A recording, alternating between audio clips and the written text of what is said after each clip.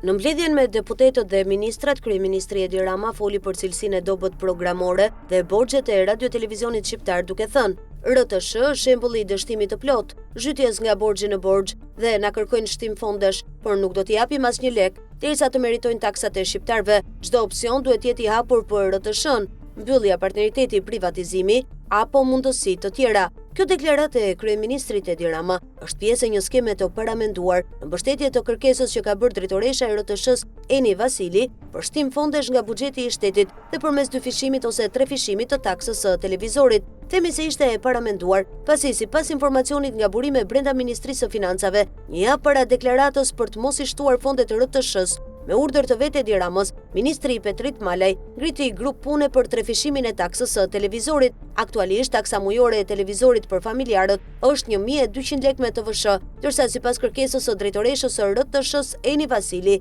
sipas urdhrit të kryeministrit Edi Rama dhe studimit që po bën Ministria e Financave, taksa e televizorit do të bëhet 3600 lekë në muaj me TVSH dhe 10 deri në 15 herë më e lartë për bizneset. Me që urdhri është dhënë nga Edi Rama, kjo taks do të refishohet dhe çdo familje do të paguajë 43200 lekë në vit për pagat e majme, makinat, dietat, shërbimet dhe numrin e madh të drejtuesve, shefave dhe punonjësve që ka RTS-ja, numri i të cilëve aktualisht është 1140. Aktualisht radio-televizioni shqiptar grumbullon 15 milionë euro neto në vit nga taksat e televizorit për familjarët dhe bizneset, ndërsa pas 3 fishimit të saj do të grumbulloj dhe përfitoj 45 milionë euro neto në vit, të cilat RTS-ja i mban për vete. Nga buxheti i shtetit, RTS merr 6 milionë euro në vit, ndërsa 7 milionë euro i siguron si të ardhura nga reklamat, kontratat, shërbimet dhe burimet të tjera, duke e çuar buxhetin total në rreth 28 milionë euro në vit. Pas 3 fishimit të taksës së televizorit, këtij buxheti do t'i shtohen edhe 30 milionë euro të tjera. Kryeministri u vetua se nuk do t'i jap asnjë qindark RTS-s nga buxheti i shtetit,